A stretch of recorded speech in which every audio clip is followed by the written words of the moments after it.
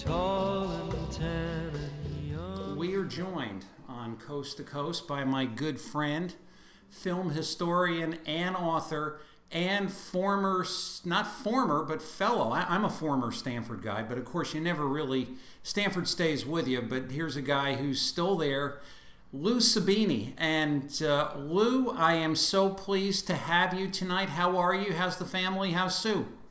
Everybody's doing great, Tony. Thank you for asking. Yeah, we're doing terrific. Fantastic, and we always get new people watching, and a lot of the folks, since you've been on before in the morning show, know who you are. A number of them don't. So in a couple of minutes, tell us about how you became fascinated with the study of the film in the classic film era. Okay, I suppose it was just because I grew up during the television age, and I started watching a lot of the old comedies, the comedians like Three Stooges and Laurel and Hardy, Abbott and Costello, Our Gang, and that got me interested in old movies. And then it just branched out from there, very simply, and it became a passion in my life.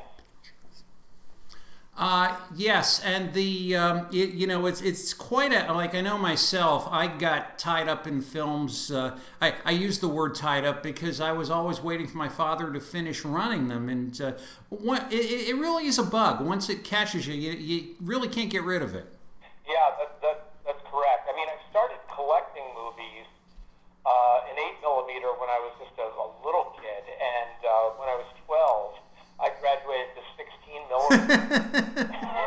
Graduated, and then it just became a disease with me. I started collecting like crazy after I got married. Instead of saving our money, we were spending it all on film. That's not true, actually. But yeah, and through the years, I've collected. I have over 1,000 titles in 16mm to this day. And I like all genres. I like pre-code really isn't a genre; it's an era. But I love film noir. I love westerns. I love musicals. I mean, pretty much the whole gamut of the 20s, 30s, and 40s. I really enjoy. It's an era we're never going to see again, and you bring it back every day on My Real Life with the reviews and the backstories, and I'm always fascinated by the amount of work and the love you share for these classic works that a lot of them I've forgotten about, but otherwise, without your dedicated work in bringing it to our attention, would be lost to history. Well, that's true. What I try to do basically on My Real Life is I try to show people movies or talk about movies that people aren't that familiar with, rather than talking about the classics like Citizen Kane and Casablanca, although I will do that occasionally. But right now I'm concentrating basically on the pre-code era of Hollywood, which is from 1929 to 1934, before the censorship came in, the production code. And it's a fascinating period, to say the least. And I'm glad you brought up My Real Life, because it started 2 years ago, a little over 2 years ago, by our mutual friend Dan Burke. Right. And Dan had called me up one day, and he said, Lou, I just love going out, hanging out, just talking about old movies with you. And I think that, it would be a good idea if you could, put this to good use and share it with people. And he said, why don't we start a group called My Real Life on Facebook? And I said, well, Dan, I don't know that I have the time to do something like that.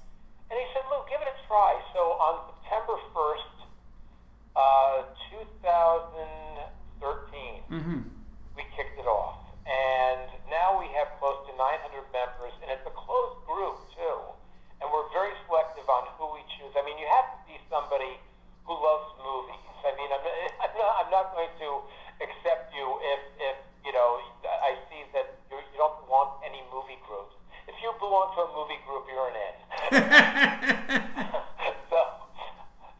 But like I said, it's been very, very successful. And we have some very interesting people, other film historians, we have authors, we have film and theater critics. We even have children of many of the classic stars who worked in these movies. So it's fascinating to talk to It's a marvelous legacy, and I'm so grateful for your work. But I like to tell people you're an author as well, and the way that you became an author, your book, Behind the Scenes of They Were Expendable, a 1945 picture concerning World War II, is to me a remarkable story of just how one's life can be changed, markedly for the better in what turns out to be an instant. Now, would you care to take us through that? Absolutely. Well, what happened was it was in June of 2012, and I'm going to bring up Dan Burke again, because Dan has been such a big influence on my life in the past years. I can't tell you how much. And back in 2012, I received an email from Dan, who works at the Stanford Historical Society. And Dan asked me to identify 2 photographs that he attached to this email. And I looked at the photographs and I said, sure, those are photographs of from They Were Expendable. They were production shots, it looks like. There was one photograph of John Ford lying on the ground, speaking with John Wayne, Robert Montgomery, and Jack Holt. And the other photograph is a photograph of Robert Montgomery sitting in a Jeep with a young sailor. And I asked Dan, I said, who's the young sailor? And he said, well, it's Nick Scuddy. And he took the other photograph. And Nick Scuddy is a photographer who lives here in Stanford. And I had asked Dan, is Nick still alive? And he said, yes. Nick, at the time, Nick was 87. And very good health. And so I thought I'd call Nick and maybe do write an article about his day on the set of They Were Expendable.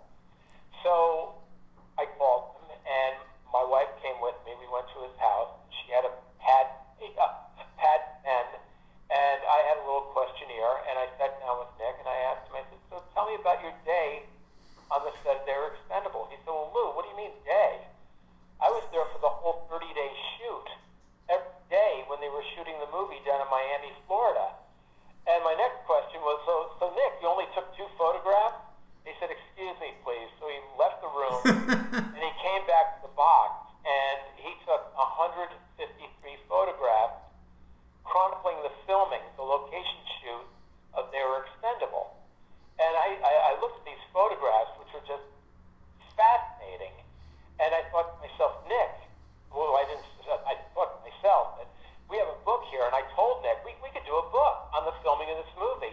And I believe at the time, and it's the first time that a classic motion picture has been chronicled in pictures, the filming of the movie, which makes the book very unique. Nobody else has done this. This is the first. So I'm very pleased with it. And, there were a lot of obstacles with the book. For instance, the book was, I finished the book up, and I just couldn't seem to find a publisher. I recall publishers who were interested, but what I really wanted to do was make it a coffee table style book, and nobody wanted to do that. And I got McFarland interested, and they said to me, well, we're not going to do it as a coffee table style book. And they told me to send them an outline, and I did. And in the meantime, I had received a phone call from my friend Melanie Weiler, who's the daughter of director William Wyler. Sure. And she had said to me, she said, Lou, there's a fellow appearing at Westport Library, and he just wrote a book on John Ford's stock company called Lest We Forget. His name is Bill Levy. And she said, I think you should go see him and talk to him about your book. I said, okay, fine. So I went there that same day, and I got there a half hour early, and Bill was setting up. And I walked over to him, and I said, Mr. Levy, hi, my name is Lou Sabini, and I'm writing a book about the filming of They Were Expendable. And Bill smiled at me, and he held his hand out and said, Lou, hold it right there. And he took out another book that he had written a few years ago called John Ford, a Biobibliography. And he came to a passage in the book where it said that They Were Expendable is Bill Levy's favorite movie of all time. Isn't that something? Bill and I became fast friends, and he started introducing me. He got hooked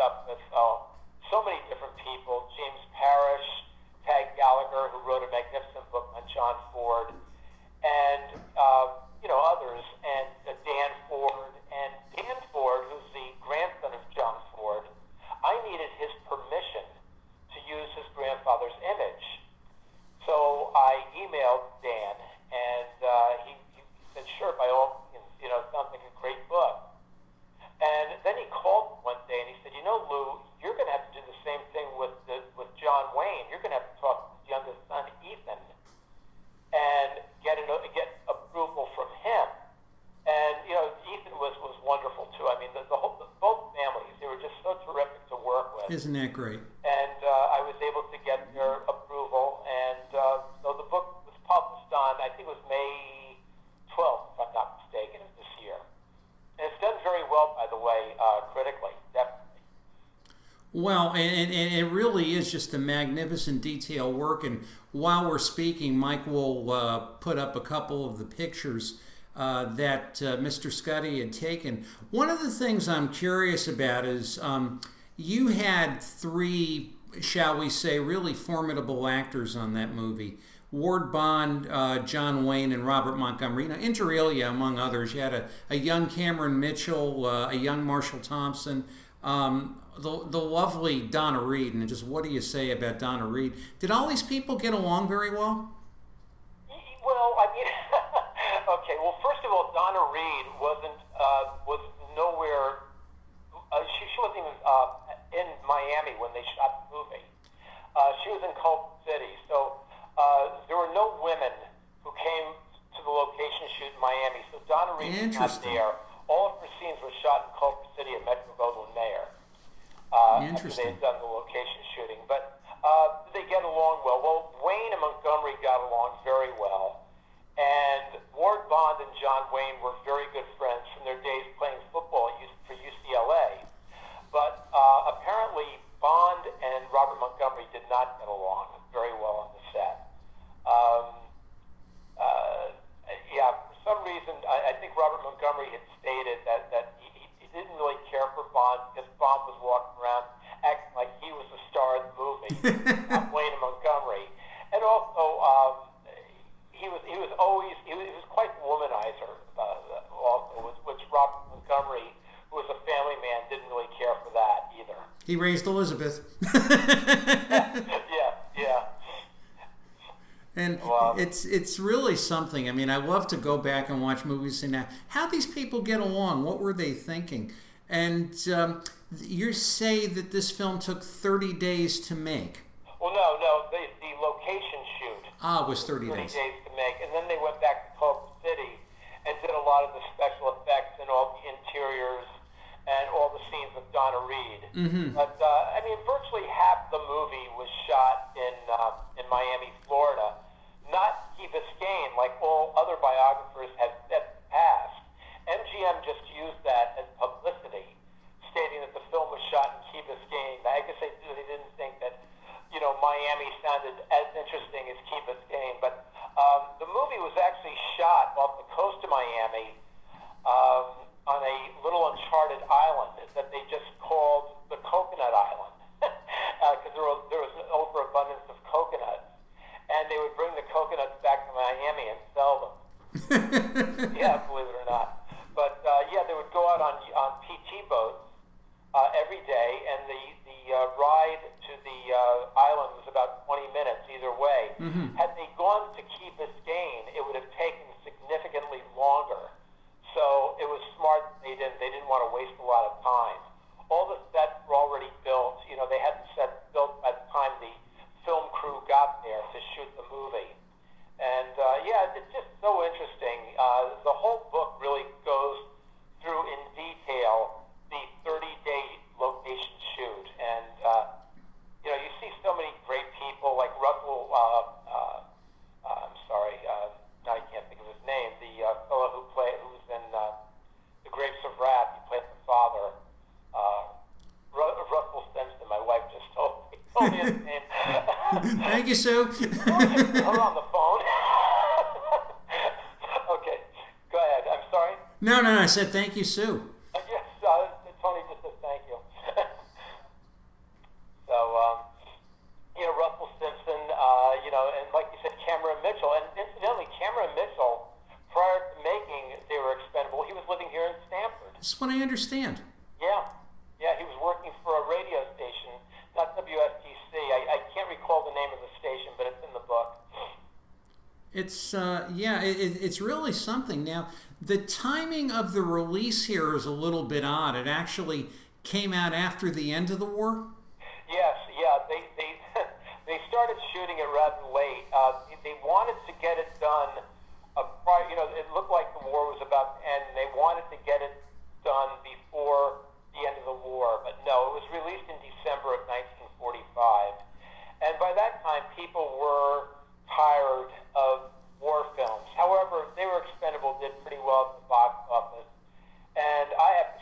probably the best World War II film ever made at the time.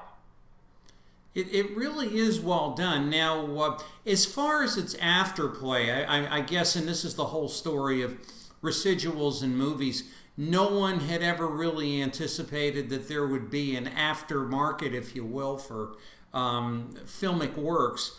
How was this movie viewed, say, in the 50s and 60s? Was this sort of a matinee special?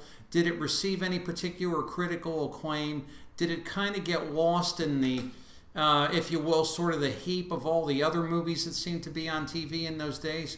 Would you have any knowledge of that? Well, it did very well critically when it came out. Mm-hmm. I mean, and it did pretty well at the box office.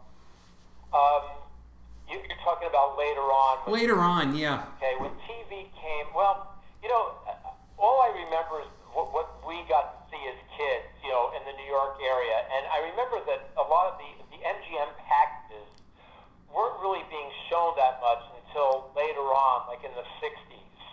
And that's when they were, early 60s, they were Expendable made its TV debut. And I remember CBS, the New York,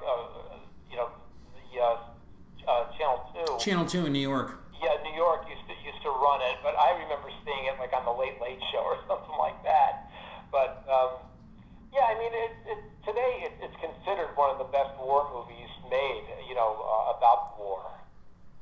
That and other films like The Tan and The Purple Heart, all great films.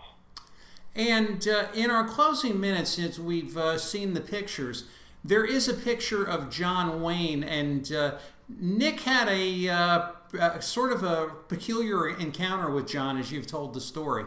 Oh, I got to tell you about that. The first day of the shoot, John Wayne was about to get on the PT boat to go to the Coconut Island, and Nick walked over with his camera, and Wayne was standing there without a shirt on, and he walked up to him and he said, "Mr. Wayne, may I take your picture?" And he said, "Sure, if you'll give me a cigarette." And Nick gave him the cigarette. In the photograph, you could see Wayne's holding Nick's cigarette. So later on that day, it was lunch, and Wayne was sitting with Ward Bond, and they had just finished their lunch, and they were sitting, on directors' chairs, and Nick was walking by with his buddy, Mm-hmm. and he walked up to Ward Bond, and he said, "Mr. Bond, may I take your picture?" And he said, "Nah, get out of here. Can't you see we're having lunch?" Oh, dear. Wayne said, Whoa, wait a minute, Ward, wait a minute. Sure, son, go ahead, take our picture. And John Wayne turned his chair around to the camera, and Ward Bond kind of hit his face, so he didn't get his picture taken. So apparently something must have happened, like Wayne maybe admonished him or something, because the following day Nick was walking with his buddy, and Ward Bond was coming in the opposite direction toward them, wearing sunglasses, no shirt, and they thought, let's steer clear of this guy. We don't want to even see him. And Ward Bond yelled, "Hey, sailor, didn't you want to take a picture of me yesterday? Want to do it now?" And there's a great picture in the book of Right. Nick posing with Ward Bond, and Ward Bond's holding his gut in, kind of flexing a muscle. And so, I guess Ward Bond was just in a bad mood that day. I mean, his foot was in a cast, but he had he was involved in a car accident prior to shooting. So all of his walking scenes were done by a double. They shot Interesting. time. Interesting. And they even incorporated a scene where he got shot in the foot. So now he's got his foot in the cast later on in the film. So they were able to use Ward Bond for all those scenes. Amazing. And believe it or not, we speed out of time. Where can our fans reach you, Lou, and where can they buy this wonderful book? Well, they could buy the book through McFarland, or you could get it on Amazon. As a matter of fact, it's on sale right now for $35.95 through Amazon. Normally it's $39.95, so it's a pretty good sale. And people could reach me through Facebook, Lou Sabini, or My Real Life. That's REEL, My Real Life, like a film reel. And cute, huh? And